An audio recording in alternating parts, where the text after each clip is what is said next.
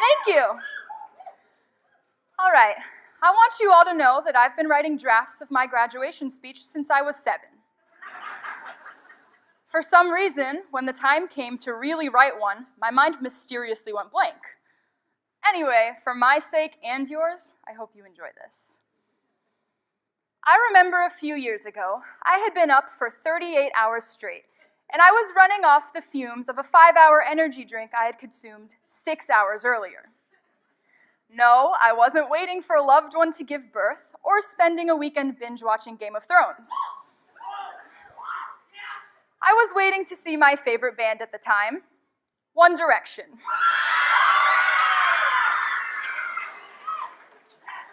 A few of you already know the legendary punishment I have endured to see my favorite artists perform live.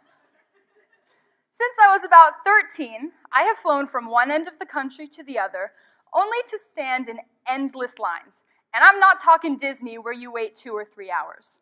I'm talking like something over 12 hours. I have also slept on sidewalks overnight without a pillow or blanket, and gone without food and water or bathroom breaks for periods longer than would be considered healthy.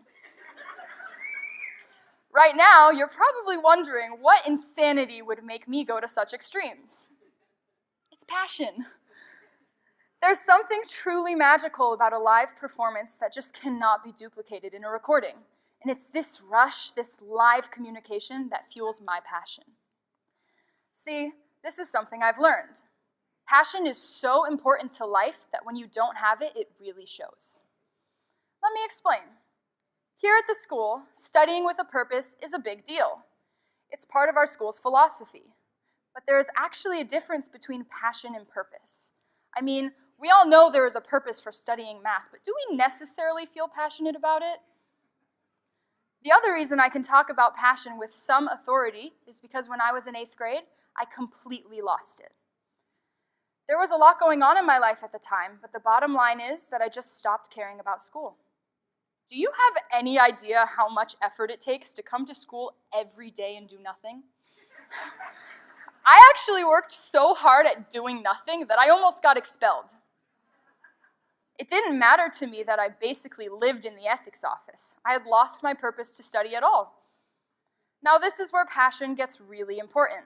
See, it wasn't until I was banned from performing arts that I quickly turned things around and got back on track. Passion is food for the soul, and our need for it is the thing that will drive us through anything, good or bad. For example, believe it or not, when I was younger, I was actually scared to be on stage. I know, right? It was my passion for Harry Potter that got me to overcome this fear. I mean, what book nerd would ever pass up the opportunity to play Lord Voldemort's dancing Death Eater? It is also this passion that has gotten me through many Hell Weeks, because believe me, there's a reason the week before a show opening is called Hell Week.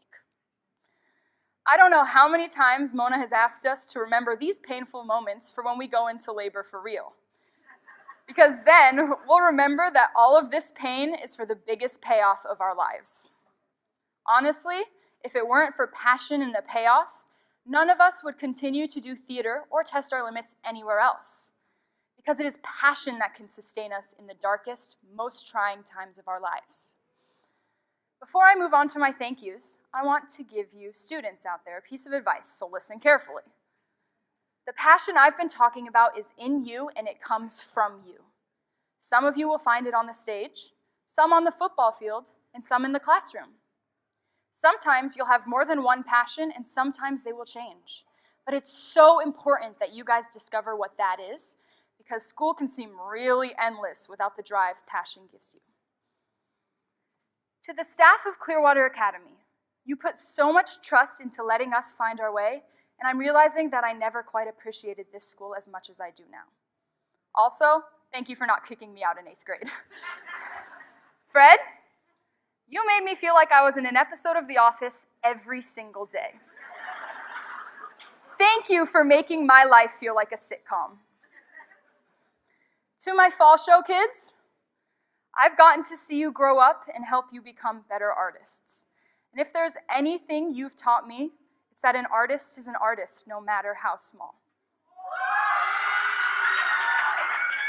I love you guys. Whew. I knew that one would get me. All right. To my friends and castmates, it would be impossible to explain in one thank you everything you've given me. You have helped me create my most treasured moments. You are my family. Mona, where are you? Okay. Hi, Mona. You are the passion that inspires and consumes everything around us. When we go on stage, you bring us to life. For 6 years, you've brought me to life. You also almost killed me a few times too, but if there's anything you've taught me, it's that the payoff is always worth it. Thank you.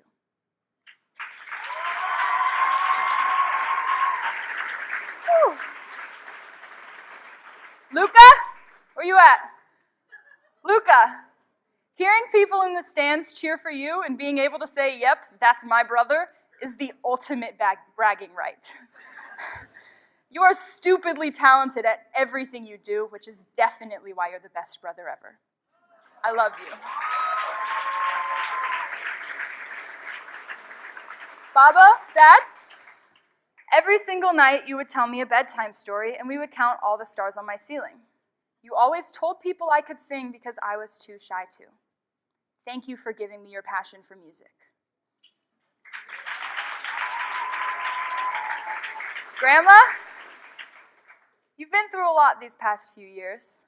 I've seen the amount of love and care you've given despite everything, and it's taught me how to love unconditionally. I love you. Mom, you are my greatest fan, and everything I value most in life you've given me. I mean, only a crazy person would let her crazy kid do all the crazy things she did.